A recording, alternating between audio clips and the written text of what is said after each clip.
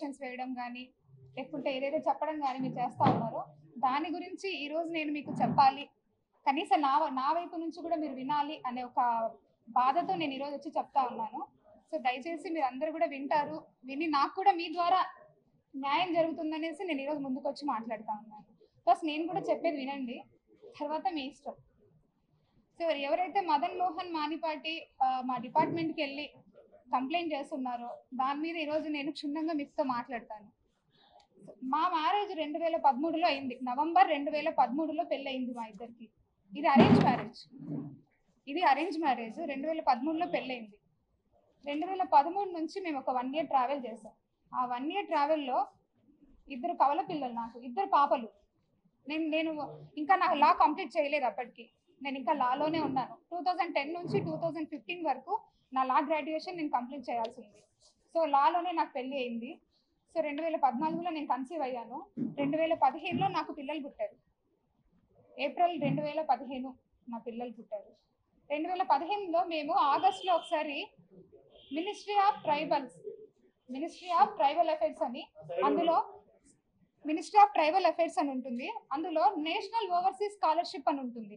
ఆ national overseas scholarship కోసం మదన్ మోహన్ నేను ఇద్దరం కూడా ఇంటర్వ్యూకి వెళ్ళాం. ఆ ఇంటర్వ్యూ అయిపోయిన తర్వాత అందులో అతను సెలెక్ట్ అయ్యారు. ఆ తర్వాత నేను సెలెక్ట్ అవ్వలేదు. ఇండియన్ ఓవర్సీస్ స్కాలర్షిప్ ఎందుకంటే పూర్ పర్సన్స్కి మాత్రమే, ఎస్సీ ఎస్టీ ఎవరైతే ఉంటారో వాళ్ళకి మన స్టేట్ నుంచి, మన గవర్నమెంట్ నుంచి వేరే గవర్నమెంట్కి వెళ్ళడానికి, వేరే గవర్నమెంట్ నుంచి వేరే కంట్రీకి వెళ్ళడానికి ఇచ్చే ఇండియన్ గవర్నమెంట్ వాళ్ళ మీద కొన్ని కోట్లు ఖర్చు పెట్టి చదువుకోవడానికి బయటకు పంపిస్తుంది. ఇది 2013లో కూడా ఆయన వెళ్ళున్నాడు. దానికి ఉన్న మెయిన్ కండిషన్ ఏంటంటే బిలో పావర్టీ ఉండాలి. ఎస్సీ ఎస్టీ వాళ్ళు బిలో పావర్టీ ఉండాలి. అప్పటికే Madan Mohan Manipati central government employee అయినా కూడా ఇంటర్వ్యూకి వెళ్ళాడు నా కోసము. అప్పటికి నేను ఇంకా లా అప్పుడప్పుడే కంప్లీట్ అయినా ఫైనల్ ఇయర్ స్టూడెంట్స్ కూడా అందుకే నేను అప్లై చేస్తున్నా. నేను సెలెక్ట్ కాలే, ఆయన సెలెక్ట్ అయినాడు. అప్పటికే Madan Mohan Manipati already central government employee, assistant director. So that అది సెలెక్ట్ అయిన తర్వాత ఆ రోజు నుంచి within 2 years of span of టైంలోనే మనం యూఎస్కి ఫ్లై అవ్వాలి, ఎవరైతే కనుక ఎగ్జామినేషన్ పాస్ అయి ఉంటారో. ఆ ప్రాసెస్లో నన్ను పెట్టిన మెంటల్ టార్చరు ఇంకెవ్వరు ఏ అమ్మాయి పడి ఉండదు. నేను చెప్తా ఉన్నా, భార్యగా నేను కాపురం చేశాను కాబట్టి నేను చెప్తా ఉన్నా, మీరెవ్వరు కూడా తెలియదు కాబట్టి మీరు కనీసం వినండి నా వైపు నుంచి. 2016లో ఈ ఎంటైర్ పాన్ ఆఫ్ ద ఎపిసోడ్లో 2016లో నాకు ఖచ్చితంగా ఆయన విడాకులు పత్రం రాశాడు. నేను కూడా రాసిచ్చాను ఆయనకి. ఆ పత్రం మీరు అడగండి, ఇస్తారు ఆయన మీకు. 2016లో మేము ట్రైబ్స్, నేను ఎస్టీ ఎరుకల, ఆయన కూడా ఎస్టీ ఎరుకల, మా ప్రకారంగా మేము రాసుకున్నాం. మా అమ్మ మా నాయన, ఆయనకంటే ఎవ్వరు లేరు. వాళ్ళమ్మ ఉన్నారు కానీ ఆవిడ కొంచెం మెంటల్లీ సరిగా ఉండరు ఆవిడ. సో ఆయనకంటే ఎవరు లేరు, వాళ్ళ చుట్టాలు ఉన్నారేమో ఆయన అడగండి. నా ఇంటికి ఏ రోజు ఎన్నడూ రాలే, కానీ నా పెళ్లి మాత్రం పెద్దలకి అందరూ వచ్చి చేస్తున్నారు, తలా ఒక చేయొచ్చి చేస్తున్నారు. తర్వాత ఎవరు పట్టించుకోవాలి. నేను ఎంతో మంది దగ్గర పోయి చాలా మొర పెట్టుకుని ఎవరు పట్టించుకోవాలి, అయిపోయింది. 2016లో విడాకులు ఇచ్చేసినాడు, అయిపోయింది.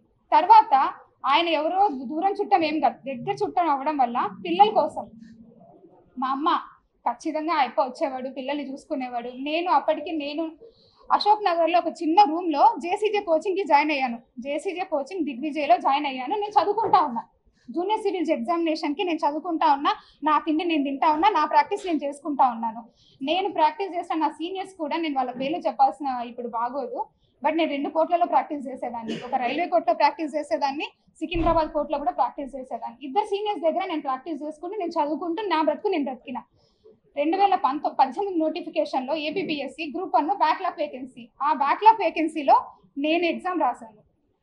అప్పుడు నేను జేసీజీ ఎగ్జామ్ రాశాను, at the same time APPSC exam కూడా రాశాను. 2 ఎగ్జామ్స్లో జేసీజీ 0.34 మార్క్స్ ఇంటర్వ్యూ పోయింది. ఏపీపీఎస్సీ వాళ్ళు బ్యాక్లాగ్ వేకెన్సీ కాబట్టి ఇంటర్వ్యూకి పిలిచారు. నాకు దేవుడి దయ వల్ల ఉద్యోగం వచ్చింది. 2019లో మదన్ మోహన్ మానిపాటి ఇండియా నుంచి యుఎస్కి ఫ్లై అయిపోయాడు. 2020లో నాకు ఉద్యోగం వచ్చింది. 2020 ఉద్యోగం వచ్చిన 2 నెలలు 3 నెలలు ఆ ట్రైనింగ్ పీరియడ్లో ఆయన యుఎస్లో ఉండగానే కోవిడ్ వచ్చింది. సో దట్ కోవిడ్ వల్ల మళ్ళీ రిటర్న్ వచ్చారు ఆయన.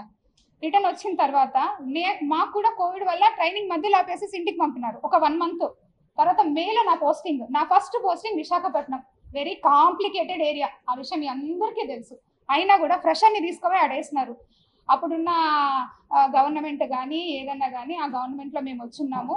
సో దట్ మేము దానివల్ల మంచిగానే పోస్టింగ్ అనేసేసి ఎగురుకుంటా పరిగెత్తుకుంటా పోయి 1000 మైళ్ళు హైదరాబాద్ నుంచి విశాఖపట్నం 1000 మైళ్ళు ప్రయాణం చేసి పోయినాం ఉద్యోగం చేసినాము. అందుకే అప్పటికే జ్యుడిషియరీలో ఉన్నాము, ప్రాక్టీస్ చేస్తున్నాం, వెల్ఫెడ్జ్గా ప్రాక్టీస్ చేస్తున్నాం కాబట్టి ఉద్యోగం బాగానే చేసిన. నాకు తెలిసి నేను ఒక గజం భూమి కూడా విశాఖపట్నంలో ఎప్పుడు వదలలేదు. నిజంగా చెప్తా ఉన్నా. మీరు అట్లాంటిది ఏదైనా నా ప్రొఫెషనల్ లైఫ్ కూడా మళ్ళీ మాట్లాడతాను నేను. అదే మూమెంట్లో 2020 ఎండింగ్లో, అందుకంటే ముందు సుభాష్ గారు అనేసి ఎవరైతే జీపీ రెవెన్యూ అని మా ఎక్స్ జీపీ రెవెన్యూ ఉన్నారో ఆయన నాకు పరిచయం అయ్యారు. ఆ మూమెంట్లో వైజాగ్లో చిన్న ఇన్సిడెంట్ కూడా జరిగింది, మీడియా అందరికీ కూడా తెలిసిందే. పుష్పవర్ధన్ అనే నా కొలీగే, కాకపోతే ఏంటంటే వచ్చి కూర్చున్న సీటు సుపీరియర్ సీట్లో కూర్చున్నారు. ఆయన కార్ పంపించి నువ్వు డిన్నర్కి రామ్మా అని పిలిచినాడు. ఎందుకంటే ఎవరు లేడు కదా, నాకు ముందు వెనక ఎవరు లేరు కాబట్టి రామ్మా అంటే నువ్వు ఎవడరా నన్ను వచ్చేదానికని పోయి వాడి మీద ఇసుక పోసిన కరెక్టే, అది మీ అందరికీ తెలుసు. ఎందుకు పోసినా మీ అందరికీ కూడా తెలుసు. సరే అయిపోయింది. ఆ మూమెంట్లో నాకు చెయ్యి పట్టుకొని నడిచింది సుభాష్. నా పర్సన్స్ అన్నీ ఆయనకు చెప్పిన, ఆయన పర్సన్స్ అన్నీ నాకు చెప్పినారు. సో మేమిద్దరం ఇష్టపడే పెళ్లి చేసుకున్నాం. అప్పటికి ఆయనకు పెళ్ళి అయింది, ఆ భార్యతో విడిపోయి ఉన్నాడు, ఒక పాప ఉనింది. ఆ పాపను వచ్చి చూసుకొని పోవాలన్నాడు. నేను కూడా బాధ్యత వహిస్తానని చెప్పినాను. సో నా పిల్లల గురించి కూడా ఆయనకు చెప్పిన, నా ఎంటైర్ స్టోరీ ఆయనకు చెప్పిన. ఆయనకు నచ్చింది, నాకు నచ్చింది, మా అత్తకి మా అత్తకి నచ్చింది. మా మామయ్య గారు లేరు, మా వదిన ఉన్నారు, వాళ్ళ ఫ్యామిలీకి నచ్చింది. నేను 2021 వరకు వైజాగ్లోనే ఉన్నా. 2022 నేను విజయవాడ ట్రాన్స్ఫర్ చేయించుకున్నా. ఎందుకంటే అప్పటికే నా పైన రోజు పేపర్లోనే రోజు ఎంత స్ట్రెస్ అంటే ఒక ఆడపిల్లకు ఉద్యోగం చేయడము. ఇంతమంది అబ్బాయిల్లో నేను ఒక్కదాన్ని మాట్లాడుతున్నాను, మీరు అర్థం చేసుకోండి.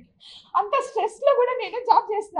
నాకు ఈ గొద్దు విశాఖపట్నంలో నేను చెయ్యను, రిటర్న్ రాసిచ్చి వచ్చిన. నేను నా ప్రొఫెషన్ కంప్లీట్ కాకుండానే నేను విశాఖపట్నంలో పని చేయలేను ఇంత ప్రెజర్లో అనేసి. అక్కడ ఏం తప్పు చేసినామో నాకు ఇప్పటి వరకు అర్థం కాలే. ఉద్యోగమే చేసినాం, నేనేం తప్పు చేయలే. సార్ తప్పు చేస్తుంటే నేను పనిష్బుల్ అవుతాను గవర్నమెంట్ ద్వారా. నేను వచ్చిన నా మొగుడు ఇల్లు తీసిండు, నేను సంసారం చేస్తూనే ఉన్నాను. నేను దేవుడు మరి నాకు మీ కష్టం పెట్టాలని ఏమైనా కన్సీవ్ అయ్యానో నాకు తెలీదు.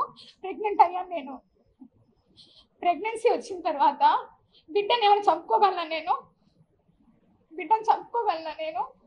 సరే అనేసి బిడ్డను కూడా నేను ట్రావెల్ చేసిన. మా అత్త సపోర్ట్ చేసింది, వదిన చేసిండు, ఆయన చేసిండు, అందరు చేసిండు. 9 నెలల బిడ్డ నేనే మోసిన, నేనే కన్నా. బిడ్డల్ని కూడా మీరు ఆయన మెసేజెస్ అన్ని చూపిస్తాను మీకు. నేను ఇంకొకరి భార్య అని తెలిసి, నేను ఇంకొక బిడ్డకి తల్లినని తెలిసి కూడా నన్ను ఎంత హర్రాస్ చేశాడో, సెక్సువల్ హర్రాస్ ఎంత చేశాడో అన్ని చాటింగ్ చూపిస్తాను. నేను మీకు అబద్ధం చెప్పాను, ఎవ్రీథింగ్ చూపిస్తాను. ఈ 2000 అయిపోయింది. యుఎస్ నుంచి రిటర్న్ వచ్చాడు మదన్ మోహన్ మానిపాటి. రిటర్న్ వచ్చిన తర్వాత కూడా నేను చెప్పిన,